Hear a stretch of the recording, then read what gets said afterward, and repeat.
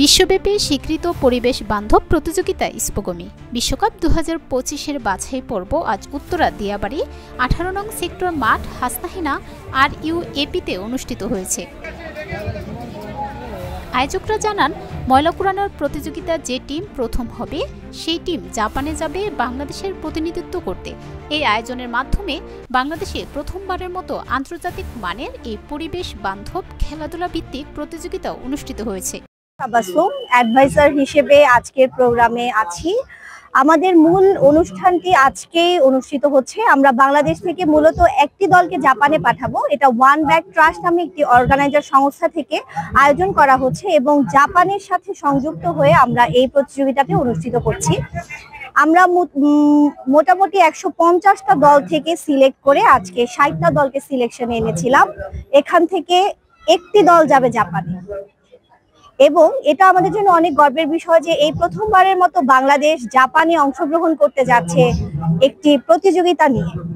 স্পোগমি হলো একটি বিশ্বব্যাপী উদ্যোগ যেখানে অংশগ্রহণকারীরা দলগতভাবে নির্দিষ্ট সময়ের মধ্যে আবর্জনা সংগ্রহ করে প্রতিযোগিতা করে।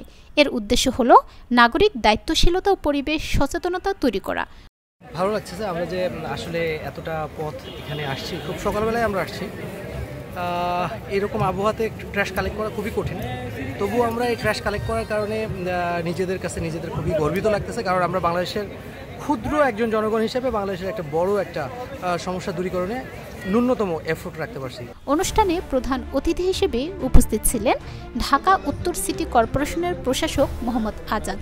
আমরা সেগ্রিগেটেড ওয়েস্ট ম্যানেজমেন্ট করতে পারি কিনা, কোনো প্রাইভেট সেক্টরকে আমরা ইনভলভ করিয়ে এটাকে একটা সাস্টেনেবল জায়গায় যদি আমরা নিতে পারি, এটা গ্লোবালি ঢাকার একটি নতুন গল্প তৈরি হবে। অনুষ্ঠানে দেশের বিভিন্ন ক্ষেত্রের যুব সমাজ, ছাত্র সমাজ, ক্রীড়া ও পরিবেশ খাতের নেতৃবৃন্দ উপস্থিত ছিলেন। আয়োজকরা আশা করছেন এই প্রতিযোগিতা শুধু একটি ইভেন্ট নয়, বরং বাংলাদেশে একটি দীর্ঘমেয়াদী সামাজিক আন্দোলন হয়ে উঠবে, যা পরিচ্ছন্ন সবুজ ভবিষ্যতের পথে তরুণ প্রজন্মকে অনুপ্রাণিত করবে।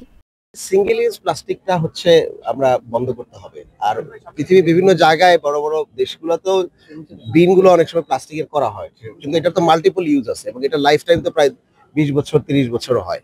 তো সুতরাং ওখানে আমার মনে হয় সমস্যাটা কম, কিন্তু সিঙ্গেল ইউজ এবং এটা রিসাইকেবল। কিন্তু সিঙ্গেল ইউজ প্লাস্টিকটা আমাদের প্রকৃতির জন্য অনেক বড় ক্ষতিকর। সেই জন্য আমরা সিঙ্গেল ইউজ প্লাস্টিকের প্রথমে গুরুত্ব দিচ্ছি, এটা যেন না হয়।